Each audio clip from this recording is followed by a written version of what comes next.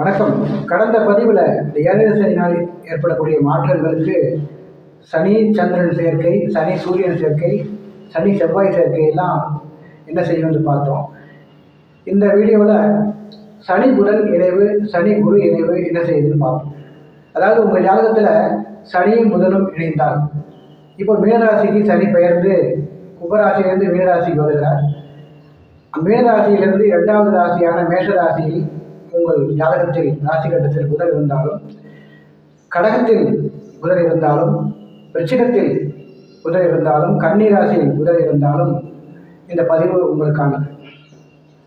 உங்கள் ஜாதக கட்டத்தை எடுத்து வச்சுக்கிட்டிங்கன்னா, சனி இருக்கிற இடத்துல ரெண்டாவது இடத்துல மேஷ ராசியில் புதன் இருக்குது, அல்லது சனியோடையே புதன் இருக்குது. அதாவது சனி இப்போ இருக்கக்கூடிய மீனராசியில் உங்கள் ஜாதக கட்டத்தில் சனி இருக்கக்கூடிய ராசியிலேயே புதன் இருக்குது. சனியிலேருந்து 5வது கட்டம், 7வது கட்டம், 9வது கட்டத்தில் புதன் இருந்தால் என்ன? புதன்கிறது படிப்பு. மாணவர்களாக இருந்தால் படிப்பில் கொஞ்சம் மந்தத்தன்மை ஏற்படும். மாணவ மாணவர்களுக்கு கல்வியில் கவனம் தேவை, மறதி ஏற்படும். காலி மனை இடம் வாங்குவதற்கு உகந்த நேரம் இது. கல்வியிலே மட்டுமே கொஞ்சம் சிறப்பு ஏற்படும். அது மட்டும் இல்லாமல் நரம்பு சம்பந்தமான விஷயங்கள், தோல் சம்பந்தமான நோய்கள்லாம் இந்த ஜாதகருக்கு ஏற்படக்கூடிய வாய்ப்பு உண்டு. இந்த சனி புதன் இணைவு வரும் பொழுது மனக்குழப்பம், மன தடுமாற்றம், தேவையில்லாத மன பயம் இதெல்லாம் ஏற்படுங்க இந்த சனியினால், சனி புதன் இணைவுனால. அதுக்கு நீங்கள் ஒன்றும் பயப்பட வேண்டிய அவசியம் இல்லை. ஏற்கனவே சொன்னது போல் புதன் வழிபாடு, திருவெண்காடு புதன் ஸ்தலத்துக்கு சென்று புதன் வழிபாடு செய்வது, பெருமாள் வழிபாடு செய்வது, மாணவ மாணவியர்களுக்கு எழுதுகோள்கள், நோட்டு புத்தகங்கள் வாங்கி கொடுப்பது, பச்சை உடை அணிந்து செல்வது, பச்சை பயிர் தானம் செய்வது, இதெல்லாமே இந்த புதன் சனி சேர்க்கையின் தீவிரத்தை குறைக்கும். அடுத்தது சனி குரு சேர்க்கை என்ன செய்யும்? சனி குரு சேர்க்கை, அதாவது உங்கள் ஜாதகத்தில் மேஷராசியில் குரு இருந்தாலும், கடகராசியில் குரு இருந்தாலும், கன்னிராசியில் குரு இருந்தாலும், விருச்சிக ராசியில் குரு இருந்தாலும் இந்த பதிவு. இப்போ மீனத்தில் இருக்கக்கூடிய சனி, நான் சொல்லக்கூடிய அனைத்து ராசிகளிலும் உங்கள் ஜாதகத்தில் இருக்கக்கூடிய குருவை தொடர்பு கொள்ளும். சனி என்பது கர்மகாரகன், குரு என்பது ஜீவகாரகன். சனியும் குருவும் சேர்ந்தால் ஜாதகத்திலே அதிகமான பலன்கள், ஜாதகத்தினாலே அதிகமான பலன்களை அடையக்கூடிய யோகக்காரர் நீங்கள். நினைத்ததெல்லாம் நடக்கும், தன வரவு ஏற்படும், திருமணம் தாமதமாக திருமணத்திற்காக காத்திருக்கிறவங்களுக்கு கண்டிப்பாக திருமணம் நடக்கக்கூடிய காலகட்டம் இது. பணி உயர்வு, பணி மேன்மை, ப்ரமோஷனுக்காக எதிர்பார்த்திருக்கிறவங்களுக்கு சரியான காலம்.